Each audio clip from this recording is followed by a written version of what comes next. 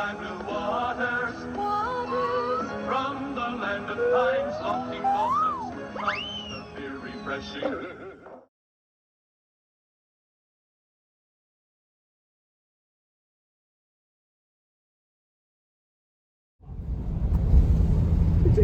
Brianna Morello has her own show who worked at Fox.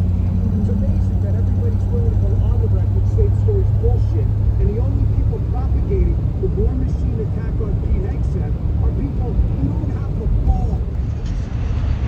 Hello, YouTube! Nomadic Van Addict here. December 4th, it's a Wednesday. Going to a new state park I've not been to before. They have some sites still open. It's like 40-50 mile an hour gusts. It's kind of hard to drive. Anyway, they've got an electric site open right on this lake. So I booked that for tonight. A couple of things. First, it's going to get down to -1 or -2 degrees Fahrenheit tonight. No idea what the wind chill is going to be with the 40 mile per hour gusts that were forecast tonight. That's number one. How bad is this going to suck, van camping in that weather? Number two, I'm going to do some cooking inside the van that's going to be a little different for the channel. Onward to Maplewood State Park. Oh, and third, I'm going to be doing this with a 1-year-old border collie. Her name is Dixie, lowercase d, capital X. Road conditions are deteriorating. Definitely getting into some weather now. This is just blowing snow. That's just how windy it is. I cannot believe I'm going to go camping in this global warming day. All right, the temperature is really dropping. I can feel just the ice cold winds come right through the door here. I can hear something vibrating on the side door of the van. This idiot in front of me has got his flashers on. I have no idea why. This is going to be a brutal night in the van. Getting close to the campsite, stopped and got gas. I've gone 154 miles and went through 13 gallons of gas. So I was going into a pretty good headwind in order to get that shitty of gas mileage in this pig of a van. It's 8 degrees. And just standing out there to get gas, it was wicked cold. This might be a bad idea.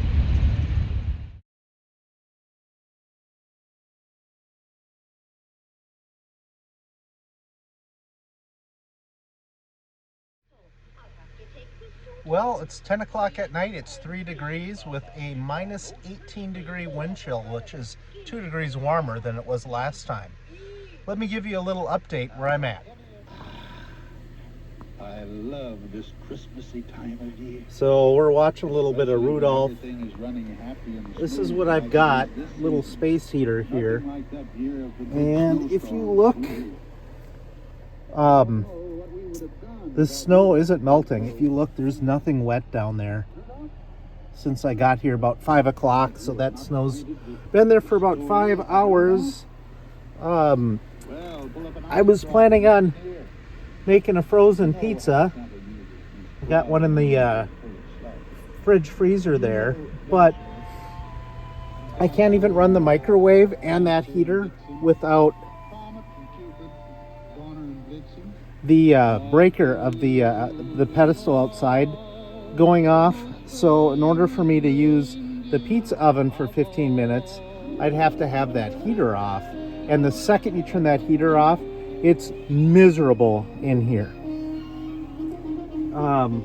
The second you open up this door, it's like hurricane winds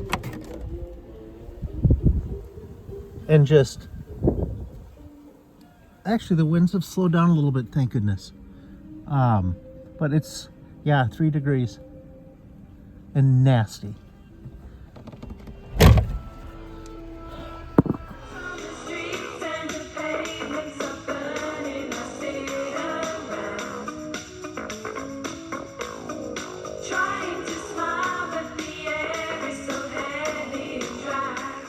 Good morning.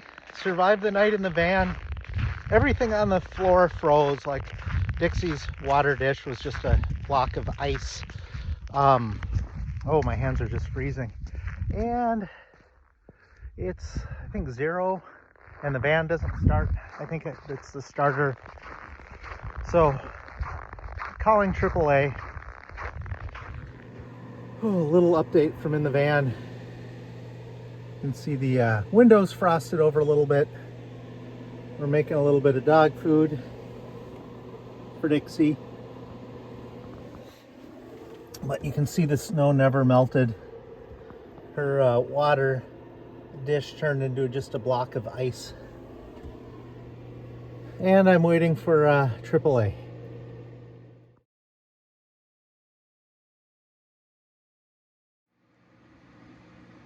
Yeah, I turn it over and it just clicks with the running boards, and I can't fit under the van to try the Hail Mary bang on the starter thing. All the connections look good. So I think it's just like a bad starter's solenoid or something like that. But let's go outside and show you a little bit of the park. I'll show you a little bit of the loop that I'm on. Haven't been doing a lot of exploring because I've been like on hold with AAA. Things like that. It's been, oh, it's cold. Oh man, last night was nasty.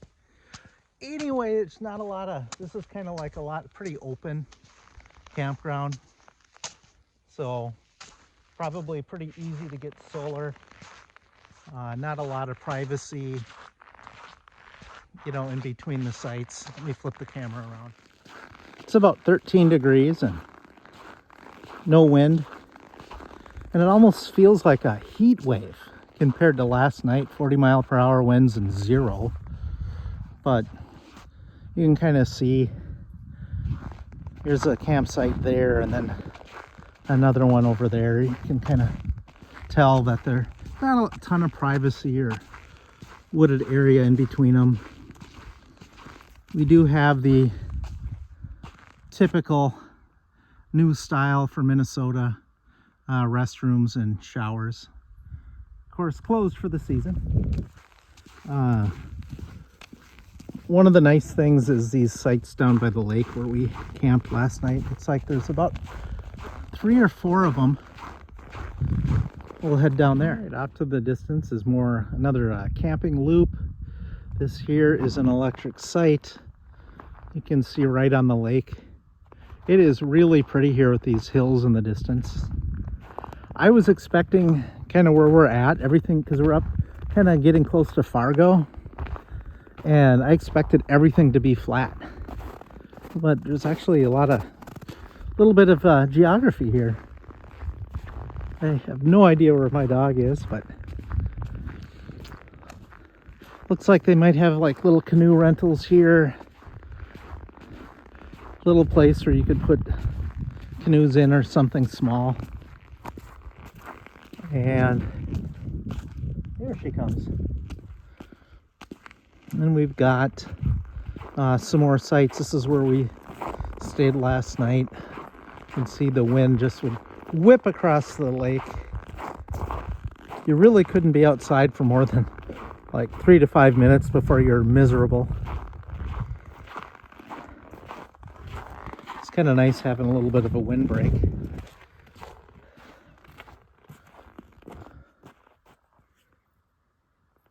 Okay. I should shut the hood.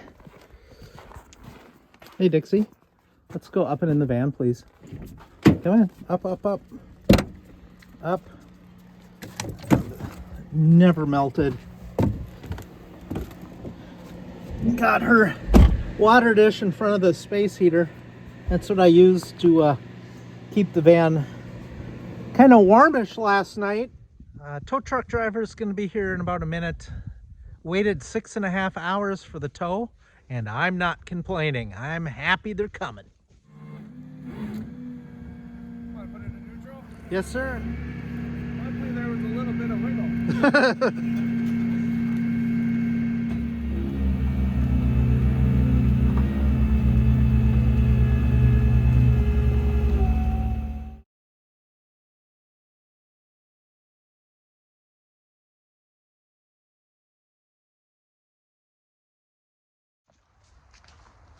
Well, I'm home from that disastrous camping trip. I'm not sure what was up with the van, but I really underestimated the cold. I've camped, I don't know, dozens of times at least, in 20s, and the space heater's done just fine. So I thought I'd try 0 with the space heater, and I was pretty confident, wasn't too worried, and it just wasn't keeping up.